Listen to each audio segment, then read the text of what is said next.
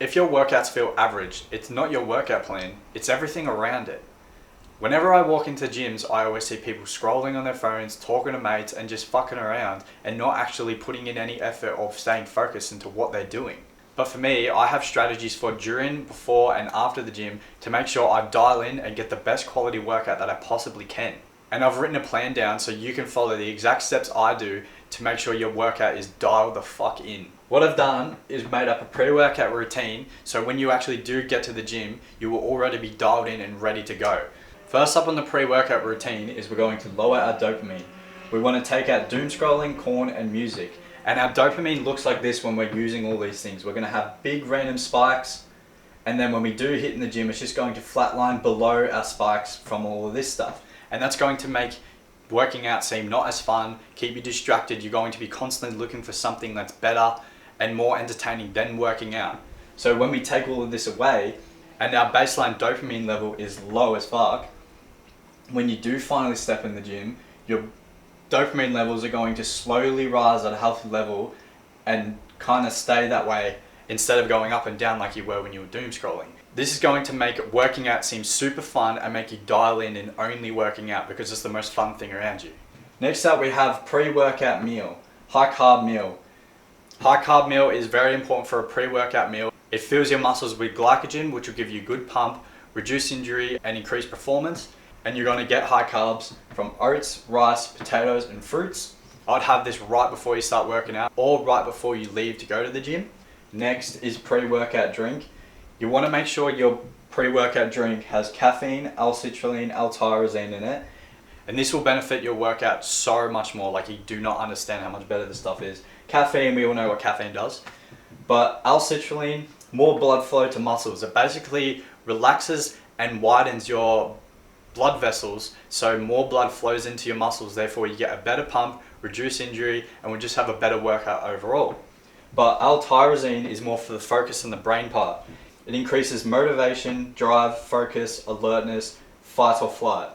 So you can see that benefits a lot. But the thing is, you don't want to overdo it. This isn't something you want to have and then you get a tolerance to it and you up it more and more and more, because then it would just fuck up everything. You're going to be using so much and it won't do anything. You just want to keep it at that good level and only use it when you're working out. No other reason to use it, otherwise it'll just make your workouts worse. Now, a lot of people don't know this, but in pre-workouts it has beta-alanine in it, and that's the stuff that makes you itchy and feels like you have spiders crawling under your skin. A lot of people like this feeling before working out, and it kind of like puts them in the working out mood, but I don't like it because it's distracting. Whenever I'm lifting up weights and I get this random itch anywhere, it just distracts me and it makes me think about something else and not what I'm actually doing. I try and buy pre-workouts or make my own that without beta-alanine, but each to their own. Some people like that stuff. Next up, we have starting workout. So this is just before workout and this is just starting. Prepare for workout. Make sure you finish pre-workout drink before you step in the gym. This reduces distractions, and I just like to minimize what I actually bring with me when I'm working out. And also, it's a pre-workout drink, not a mid-workout drink. You want to make sure you drink it all beforehand so you get the full effects when you actually start working out. Leave keys and gym bag and phone in locker. I see a lot of people bring a gym bag with them. I have no idea why. They don't even go in it when they're working out and they bring it with them. Just don't do that. You don't need it. Put it in a locker or don't even bring it with you. If you're getting changed from after work and you go into the lockers and get changed, put your shit in a locker. You don't need to bring your stuff with you. Only bring water bottle while working out. The only thing you should really be bringing with you to reduce distractions is a bottle of water. Because in between sets, the only thing you can really do is drink water. And I've noticed that's how I get most of my water in during the day is in the gym, in between sets. When there's nothing to do except I just sit there and just start drinking my water in between sets. Cancel out distractions. No phones, no music. Make yourself so bored that working out is the best thing in the world. This is the best thing I've ever heard. I heard someone tell me this and it was like, yeah, that is so true. You make it so there is literally nothing else you can do in the gym besides work out, and you will just dial the fuck in. The only thing you will think about is working out, and you'll put all of your energy into working out. Because if there are other things to work about, you're using up energy, you're using up brain power on those other things and not putting all of your effort into working out. Wear earplugs. Now, this is a bit extreme for some people. Some people find it weird, but I need to because I get distracted very easy. I'll hear someone scraping their feet as they walk, and I have to turn around and look to see who it is. I can't help it. But what I like to do is either wear like the earplugs to block out all the noise, or just wear my noise cancelling headphones, but just don't have music playing. Just do the noise cancelling setting, so you can't hear fucking anything. No one can distract you. You can't hear the music going on. You can't hear the TVs on the wall. Just take out every bit of distractions. You don't technically need it. Like, think about it. Some people think that's horrible and like torture, but do you really need to listen to all those noises? You don't. It's just pointless. It's just wasted noise. Go to the gym at the quietest time of day.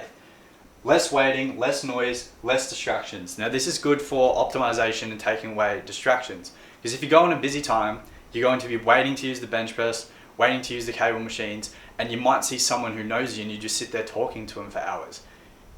This is just distractions you do not need. To optimize your workout routine, you go in a quietest time of the day, or times where you know people that you know won't be there. Therefore, you can just get on a machine, work out, all right, onto the next one, then onto the next one. You won't get caught up talking to people. It's a good strategy to have. All right, other side. Mid-workout, never ego lift. Ego lifting uses way too much energy. It's not optimal for muscle gain. It increases injury. Just don't do it. Your aim is to dial in and focus and conserve your energy throughout the whole workout, so you leave nothing behind. Because if you ego lift, by the time you get onto your third or fourth exercise, you're already going to be tired. So don't ego lift, it's pointless. Slow and controlled for targeted exercises. A lot of people I see, for example, dumbbell curls, they'll grab some heavy as fuck dumbbells and just start doing that. They're not even using the correct muscles, they're throwing it back, they're using other muscles to compensate.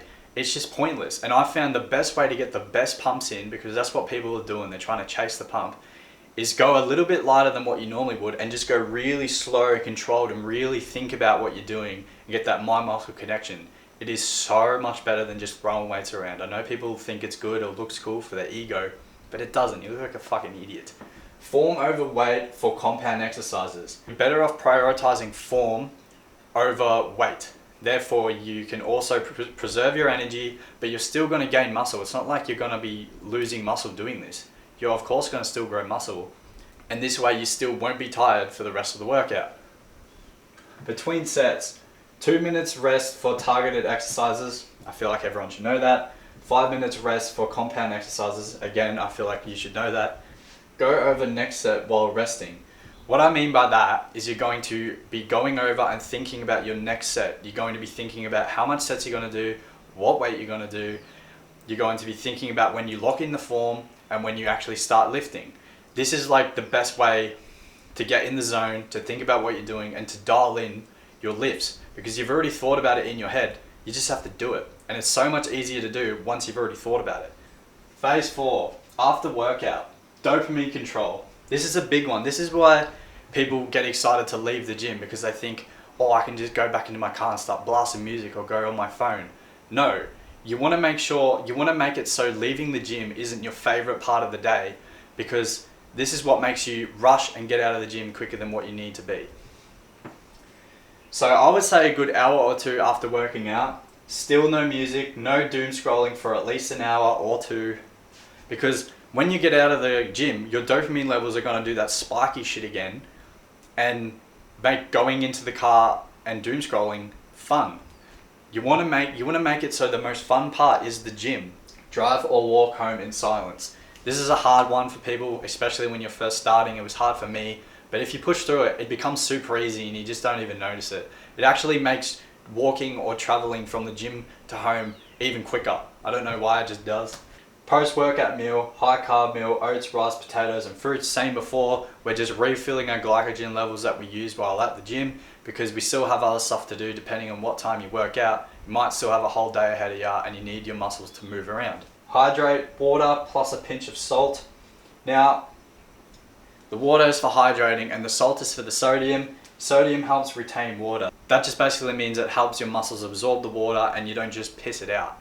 You don't have to do this, but that's what I do. Or you can just use some Powerade, but the low sugar version. Not the no sugar, because you do need sugar when you're hydrating, just low sugar. Now, I guarantee if you follow every single step here, you will have the best workouts of your life. You have the best pumps in your life. You feel better about yourself at the end of the workout, and you'll probably see results even quicker because you won't be fucking around in the gym and you'll be optimizing the time you have to get bigger. But if you're pretty determined into making your workouts the best they can be, you can book a one-on-one call with me in the description. You can talk me through your workouts, your setbacks, and your goals, and I can help you achieve them.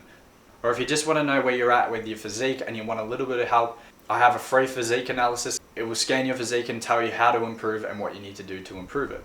But thank you for watching, and I'll see you in the next video.